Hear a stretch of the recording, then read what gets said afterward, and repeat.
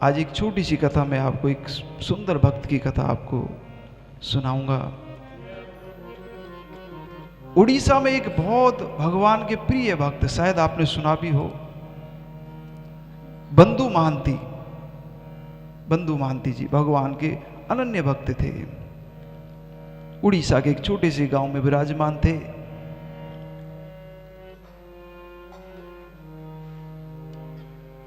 भिक्षा मांग करके अपना जीवन यापन करते। उनकी पत्नी, धर्म पत्नी, एक पुत्र और 2 पुत्री, ये उनका परिवार था। एक समय ऐसा आया, अकाल पड़ गया उसमें, गांव में और गांव के आसपास क्षेत्र में अकाल पड़ गया। अब अन्य तो छोड़ो, लोग बाग फल फूल पत्ते खा करके जीवन निर्वाह करने लगे। अन्न का तो दाना देखने को नहीं मिलता था। बंधु महांती जी बोले अपनी धर्मपत्नी से, देवी, अब लोग बाग स्वयं अपना जीवन निर्वाह पत्ते खाकर कर रहे हैं, तो भला हमको भिक्षा कौन देगा भिक्षा? हमको क्या करें? बड़े संतोषी ब्राह्मण थे, इतने संतोषी थे, 5-7 दिन भी निकल गए। केवल जो कुछ थोड़ा बहुत, कोई फल इत्यादि जो कुछ मिल जाता, केवल बच्चों को पवा देते और स्वयं भगवान का भजन करते। लेकिन बच्चों की पीड़ा उनसे देखी नहीं जाती। क्यों? बच्चा, बालक तो बालक है, वो तो कहेगा मुझे भूख लगी है, लाओ दो मुझे। अबोध होता है बच्चा, उसको इतना ज्ञान नहीं होता कि अकाल पड़ा हुआ है या क्या है, या महामारी फैल गई है क्या है। उनको तो ये लगता है कि कहीं से हमको खाने को मिले। माँ को बोलते, माँ कुछ दो ना, भूख लगी है। माँ बोली, बेटा अभी पिताजी जाएंगे तुम्हारे और लेकर के आएंगे, तुम्हें बना करके पवा दूंगी। जब ज्यादा भुखमरी फैल गई, अब तो केवल प्राण कंठ में आने बाकी थे। कुछ खाया नहीं इतने दिनों से। पत्नी ने बोला, देखो जी, आपसे थोड़ा निवेदन करना है। बोले, हाँ देवी करो। बोले, हमारे घर में तो कोई जीवित नहीं बचा और हमारे यहाँ कोई रहा नहीं है। महामारी फैली थी उस समय, लोग भी बहुत मरे। तो उसको आज भी दुर्गा प्रकोप के नाम से, आज भी आप उड़ीसा में कहीं पूछो, भैया दुर्गा प्रकोप कोई हुआ था, तो आज भी लोग कहते हैं कि एक बार दुर्गा प्रकोप हुआ था और भुखमरी महामारी फैली थी और बहुत लोग मरे थे उसमें। तो बोले, आपका कोई परिचित हो तो कम से कम इन बच्चों का जीवन सुरक्षित हो जाए, ये बच्चे बच जाएं किसी प्रकार से, हमारे प्राण निकल जाए। बंधु महांती जी बोले, देवी वैसे तो मैं किसी को जानता नहीं हूं अपने उसमें परिचित में, पर एक है, पर वहां तक पहुंचना संभव नहीं है। बोले, कौन? बोले, जगन्नाथपुरी में जगन्नाथ जी के अनन्य भक्त थे वो। बंधु महांती जगन्नाथ जी के बहुत अनन्य भक्त थे। बोले, देवी जी, लेकिन पहुंचने में वहां 5 दिन लग सकते हैं हमको। 5 दिन का सफर तय करके चलेंगे तब जगन्नाथपुरी पहुंचेंगे। वो ये है, हमारे तो परिचित हैं, सुहद हैं। धर्मपत्नी बोली, यहां प्राण त्यागने से, भूखे रह करके प्राण त्यागने से तो अच्छा है कि हम चलें, कि रास्ता में प्राण निकलें तो निकल जाएंगे और क्या पता हम वहां पहुंच जाएं और इन बच्चों के प्राण बच जाए। बोले, ठीक है देवी जी चलो। बच्चों को साथ लेकर के चल दिए। 5 दिन तक का सफर तय किया। संध्या के समय पहुंचे और दक्षिण द्वार की तरफ एक नाला बह रहा था, तो वहां जाकर के उन्होंने बोला, देवी जी तुम यहीं बैठो, मैं देख करके आता हूं जरा, कहीं व्यस्त तो नहीं है। अब वो जब गए तो वहां भोग प्रसादी की तैयारी चल रही थी, भगवान की सहनारती की तैयारी चल रही थी, भीड़ लगी हुई थी भक्तों की। देख करके बंधु महांती जी बाहर से ही और आ गए। धर्मपत्नी ने पूछा, क्या हुआ, आपके मित्र मिले नहीं क्या? बोले, देवी जी अभी व्यस्त हैं, तो उनको विक्षेप होगा हमारे जाने से, तो अभी रुक जाओ और अभी थोड़ा विश्राम करते हैं, तो प्रातःकाल देखते हैं, प्रातःकाल मिलेंगे उसे। और हमारी जो भी दुविधा है वो सब दूर कर देंगे। संतोषी ब्राह्मण बोले देवी जी हाँ यहीं विश्राम करो। धर्मपत्नी बोली कि बच्चे बड़े व्याकुल हैं।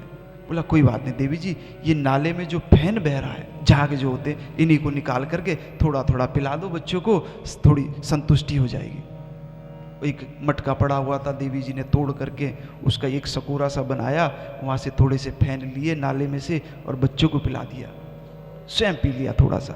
वो ठाकुर जी के मंदिर से ही आ रहा था वो बह करके, जैसे ठाकुर जी की सफाई स्नान इत्यादि, तो वही जल था, कोई वैसा जल नहीं था उसमें।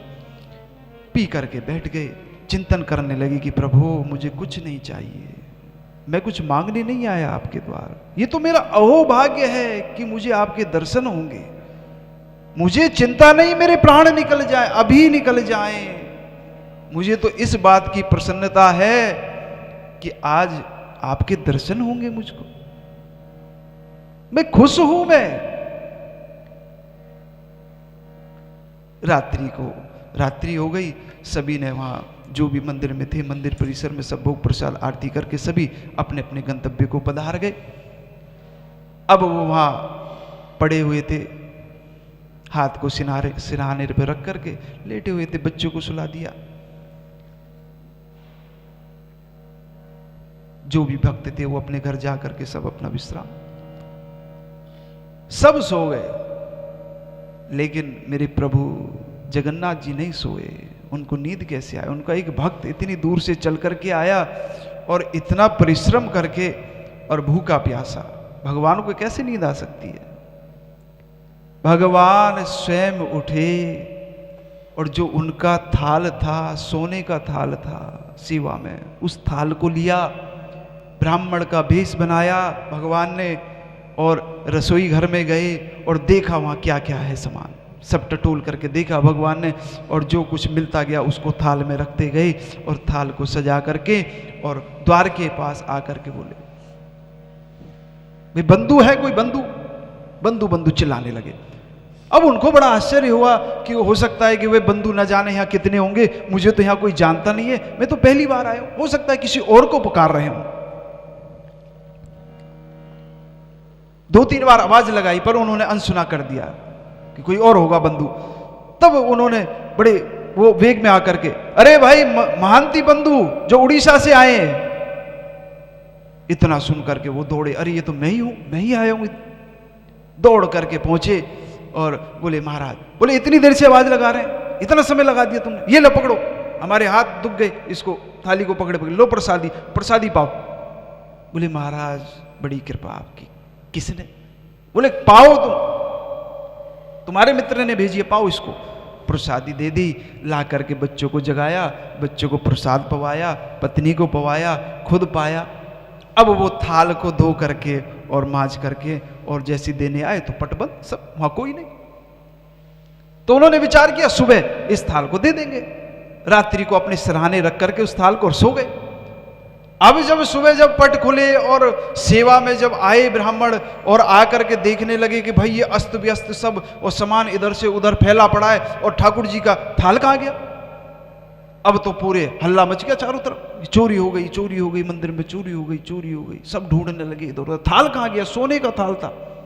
सब ढूंढने लगे, इधर से उधर भागने लगे, ढूंढते ढूंढते पीछे पहुंचे और बंधु महांती जी आराम से सोए पड़े थे, थाल को सर के नीचे। अरे बोले ये रहा, चोर पकड़ा गया, ये है चोर, ये रहा। पकड़ लिया बंधु महांती जी को, बोले तुमने चोरी की है मंदिर के अंदर, चलो तुमको। और ये बोले मेरी पत्नी है, मेरे बालक है, मैंने कोई चोरी नहीं की है। पर वो मानने वाले कहां थे? बोले थाल तुम्हारे पास, चोरी किया, ले चलो इसको कारागार में डालो। बच्चों सहित पत्नी सहित उनको कारागार में डाल दिया। अब उनको कोड़े बरसाए गए, शरीर पे कोड़े बरसाए गए। उनको बड़ा कष्ट उनको ये नहीं था, उनको तो ये था कि प्रभु मेरी अखियां दर्शन को प्यासी हैं, कब मुझे दर्शन दोगे? इन कोड़ों की मुझे कोई चिंता नहीं, कोई फिक्र नहीं, जितने पड़े सो पड़े, मुझे तो केवल और केवल आपके दर्शन चाहिए। अखियां हरि दर्शन कोई प्यासी, अखियां हरि दर्शन की प्यासे। बोले मुझे तो केवल मेरे प्रभु दर्शन दे दें। कोड़े बरसाए। भगवान ने देखा कि मेरे भक्त पर इतनी विपदा। जो वहां के राजा थे उनको स्वप्न में दर्शन दिए। रात्रि का समय हो गया, स्वप्न में दर्शन दिए कि देखो मेरा एक भक्त इतनी दूर से चल कर के आया है, इतना कष्ट पा कर के आया है, और तुम्हारे सैनिकों ने उसको चोर समझ करके बंदी बना करके कारागार में डाल दिया और उनके ऊपर अत्याचार हो रहा है, कोड़े बरसाए जा रहे हैं। तुम जाकर के अभी जाओ और तुरंत इसको रोको, नहीं तो मेरे प्रकोप से तुम बच नहीं पाओगे। राजा की आंख खुली और आंख खुलते ही उन्होंने आज्ञा करी कि चलिए मंदिर की ओर चलिए, कारागार की ओर चलिए।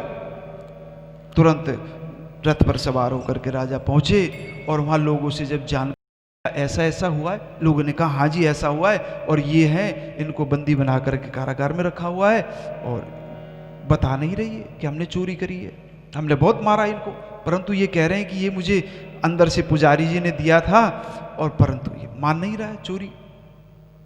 राजा ने कहा छोड़ो, तुरंत छोड़ो इनको। तुरंत उनको छुड़वाया, नए नए वस्त्र आभूषण, बोले इनको वस्त्र आभूषण पहनाओ, इनको बढ़िया बढ़िया वस्त्र आभूषण पहनाओ। सभी को बड़ी बढ़िया वस्त्र आभूषण पहनाए और बोले आज से जो लेखा जोखा रहेगा मंदिर का, प्रसादी का जितना लेखा जोखा रहेगा, आज से इनको नियुक्त किया जाता है। इनकी रहने खाने की व्यवस्था दक्षिण द्वार की तरफ आप कमरा बना करके कर दी जाए। राजा की आज्ञा, उनको दक्षिण द्वार की तरफ उनका एक कमरा बना दिया गया, रहने की व्यवस्था हो गई, और लेखा जोखा जो भी कुछ था प्रसादी का सब उनके जिम्मे सौंप दिया। आज भी आप जगन्नाथपुरी जाओ और वहां उनसे पता करो तो वही परंपरा चली आ रही, उन्हीं के ही वंशज बंधु महांती जी के। आज भी प्रसादी घर में वही उन्हीं की जो नीचे की वो है पीढ़ी जो है नीचे की, वही पीढ़ी आज भी वही सेवा करती आ रही है बंधु महांती जी की। तो भगवान इतने सरल हैं कि भक्त को कभी छोड़ते नहीं है। इनको छोड़ना तो आता ही नहीं, पकड़ना आता है, इनको पकड़ते नहीं है, और जिसको पकड़ लेते उसको छोड़ते नहीं है। बड़े सहज, बड़े सरल, इनकी दयालुता की क्या कहें। गीता जी में कहते हैं अनन्यास चिंतयन्तु मा ये जना पर्युपासते तेसा नित्यभियुक्ता नाम योग क्षेम वहां में हम। बोले एक बार मेरी शरणागति तो हो जाओ, अनन्य चित्त से मुझे अर्पण तो कर दो, उसके बाद देखो तुम्हारे योग क्षेम जो कुछ है वो सब मैं वहम करूंगा। जो तुम कर चुके हो उसको भी मैं देखूंगा, और जो तुम्हें प्राप्त करना है उसको भी मैं प्राप्त कराऊंगा, उसको भी मैं देखूंगा।